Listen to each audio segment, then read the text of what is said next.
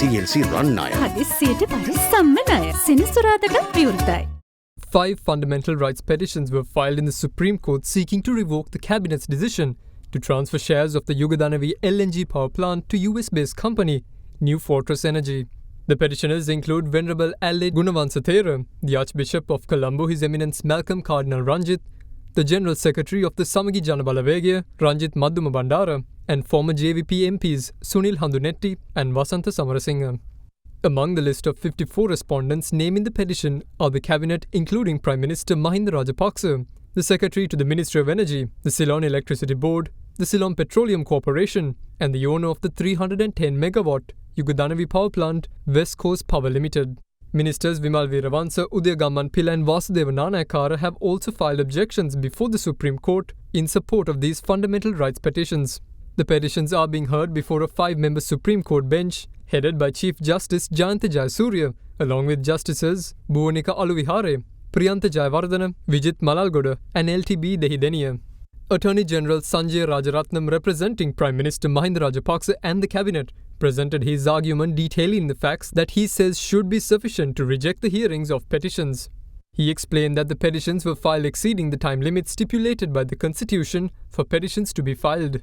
Another flaw, he added, was that according to the Attorney General, even though New Fortress Energy has been named as a respondent, none of its board members have been personally named as respondents as well.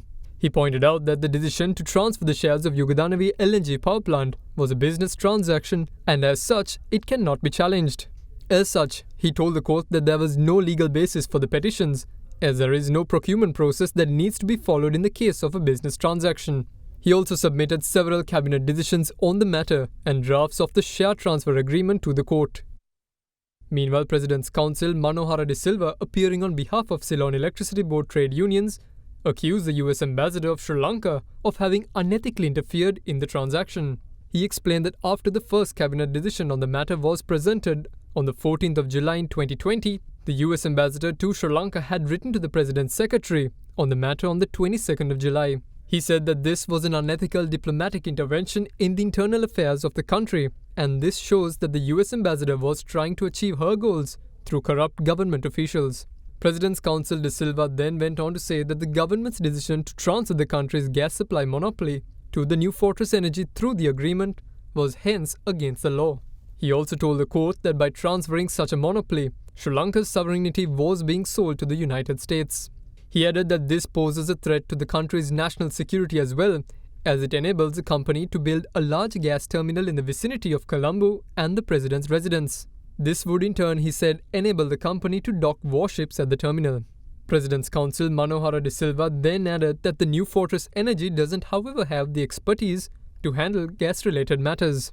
The President's Counsel also said it would become for a criminal offense if an American company misled the Cabinet as well as the Supreme Court by falsely claiming that it had experience and expertise in the gas business.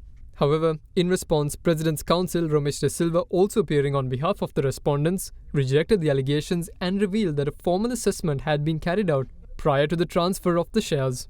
Following this, the Supreme Court postponed the hearing of fundamental rights petitions challenging the Yugadanavi power plant agreement until 10 a.m. tomorrow.